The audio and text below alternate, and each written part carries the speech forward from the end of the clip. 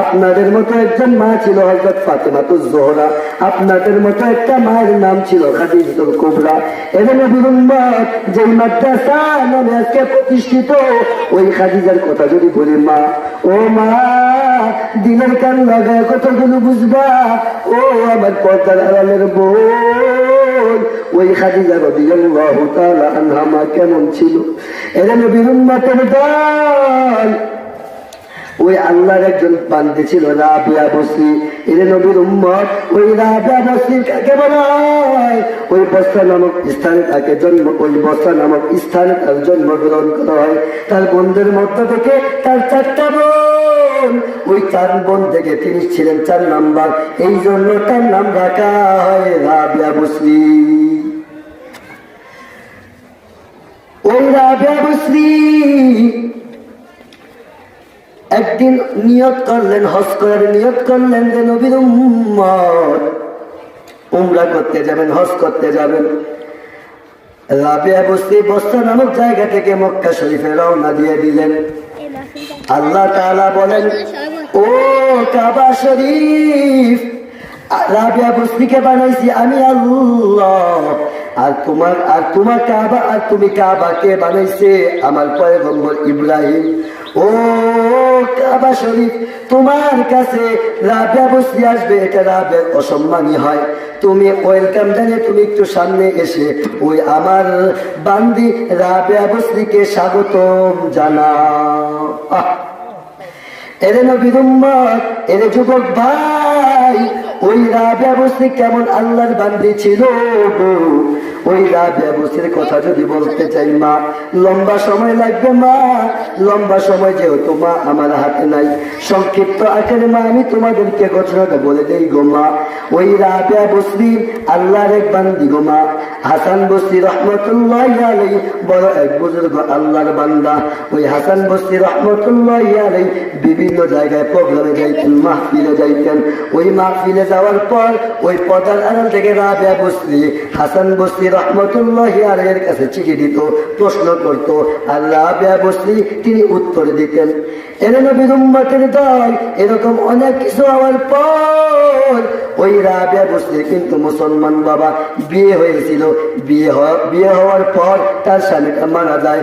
মারা যাওয়ার পর তিনি আর বিবাহ বসেন না। এদিকে হাসান বসরি রহমতুল্লাহি আলাইহি রাবিয়া বসরি এর সম্বন্ধে খোঁজ খবর নেওয়ার পর হাসান বসরি রহমতুল্লাহি আলাইহি পয়গাম পাঠালো, ও হাসান, ও রাবিয়া, আমি তোমাকে বিবাহ করবার চাই, তুমি কি বিবাহ বসতে রাজি?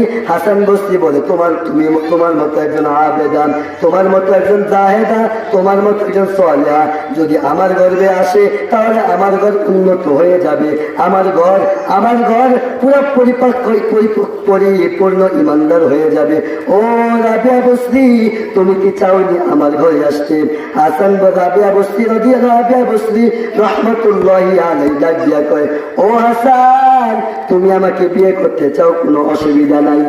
হাসান বসরি কি কয়, তুমি আমাকে বিয়ে বসতে চাও, কোনো অসুবিধা নেই গো হাসান, কিন্তু আমি যখন রাতের বেলা ঘুমাইতে যাই গো হাসান, তখন আমার মাথায় 4টা চিন্তা আসে।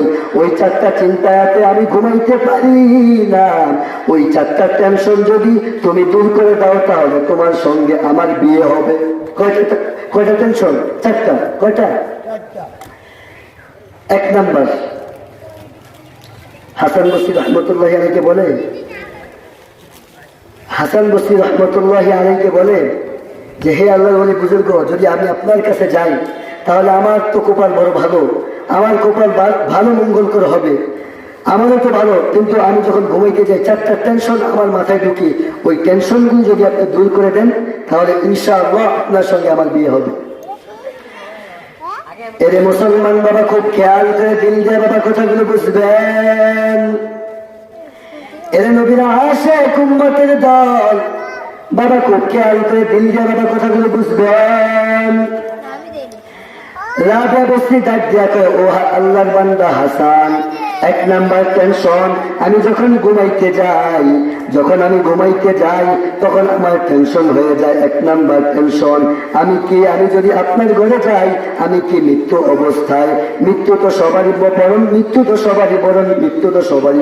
মৃত্যু তো একদিন সবারই হবে, কিন্তু আমারও মৃত্যু হবে গো। ও হাসান, আপনারও একদিন মৃত্যু হবে, আমারও একদিন মৃত্যু হবে, সমস্ত মানুষের মৃত্যু হবে। কিন্তু ও হাসান, আপনি আমাকে ওই টেনশনটা দূর করে দেন।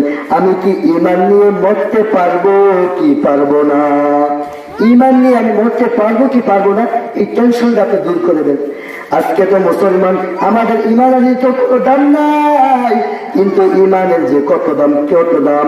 আল্লাহর পয়গম্বর বলেন, নবী আলাইহিস সালাতু ওয়াস সালাম, বাবা বুখারী শরীফের হাদিস, মিশকাত শরীফের হাদিস, নবী আলাইহিস সালাতু ওয়াস সালাম বলেন, যতক্ষণ পর্যন্ত এই দুনিয়ার জমিনে একজন ইমানদার থাকবে, একজন ঈমানওয়ালা থাকবে, ততক্ষণ পর্যন্ত আসমান আসমানের জায়গায় থাকবে, জমিন জমিনের জায়গায় থাকবে, সূর্য সূর্যের জায়গায় থাকবে, চন্দ্র চন্দ্রের জায়গায় থাকবে। কিন্তু অত্যন্ত দুঃখ হলো, ক্ষণ সত্য, আমাদের এলাকার ঈমান আলীর কোনো দাম নাই।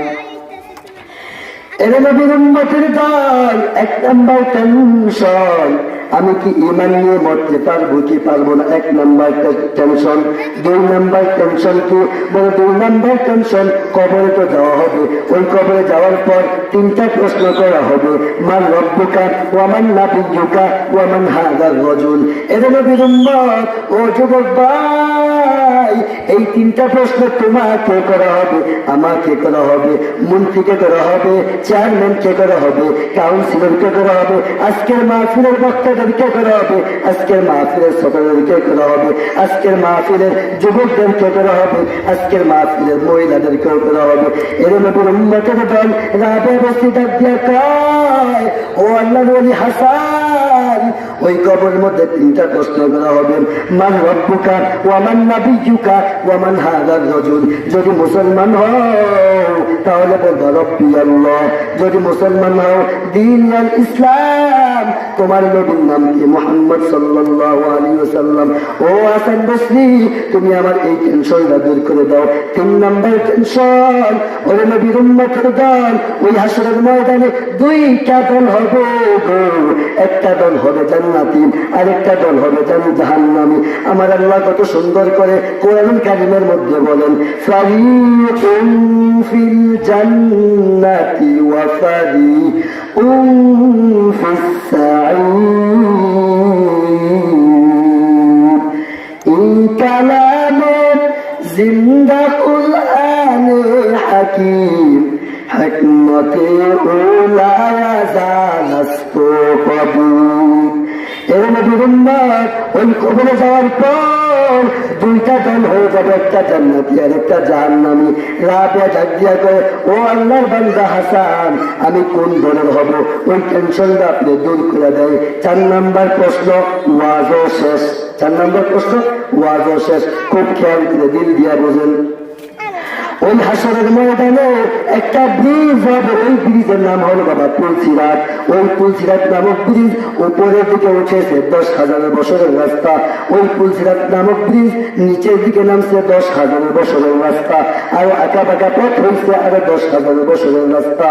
এই 30,000 বছরের নিচে থাকবে অন্ধকার জাহান্নাম। ওই রাস্তাটা চুলের চেয়ে চিকন হবে, হীরার চেয়ে দার হবে। ও নবীর উম্মত হাসান, ওই টেনশনটা দূর করে দেন।